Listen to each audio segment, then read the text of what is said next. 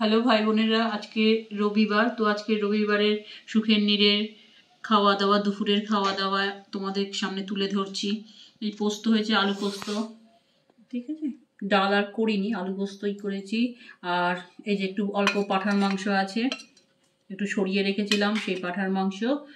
আর পেঁয়াজ, শসা, পেঁপে এখনো ওর বাবা মাখেনি, পেঁপে ভাতে ওর বাবা মাখবে। তো আজকে এই খাওয়া দাওয়া। তো কালকে যেটা বিরিয়ানিটা করেছি ভাই বোনেরা, বিরিয়ানিটা খুব ইজি। এইরকমই মাংস করা থাকবে, তা দিয়েই তুমি করে নিতে পারবে, সে চিকেন হোক মটন হোক। খুবই সুস্বাদু হয়েছে। আমরা দুবেলায় আমি আর ছেলে খেয়েছি। ভাবি ভালো হয়েছে তো? খুব ভালো হয়েছে। ছেলেও বলছে মা খুব ভালো হয়েছে।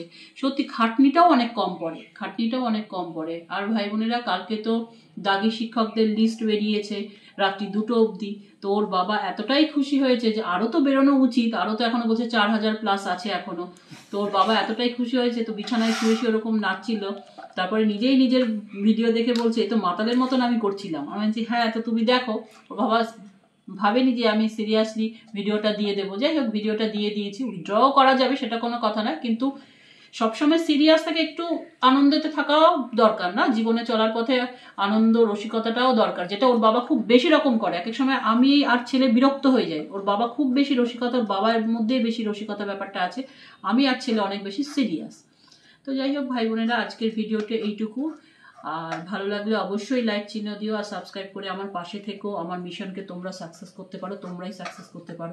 আর ওর বাবা তাই কালকে বলছিল চুলগুলো কালো করো, নতবা তোমার কাছে তোমাকে কেউ দেখবে না। আমি বললাম ওটা আমার দ্বারা হবে না। আমি যা তাই, আমার 53 বছর বয়স ভাই বোনেরা, 53 প্লাস। আমি তোমাদের সামনে সেইভাবেই থাকবো। তোমরা যদি না পছন্দ করো, কি করবো বলো? আমি চুল কালো ব্যাপারটা পছন্দ করি না। আজ আমার শরীর দেবে করবো, কাল যখন আমি পারবো না, তখন আমার সব সাদা চুল বেরিয়ে যাবে। তাহলে আমি অরিজিনালিটি বেশি পছন্দ করি, তাই এরকম। আমি আমার দ্বারা তো হবে না চুল কালো।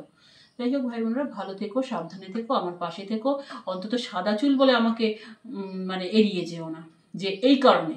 ভিডিওগুলো ভালো লাগলে পাশে থাকবে অবশ্যই।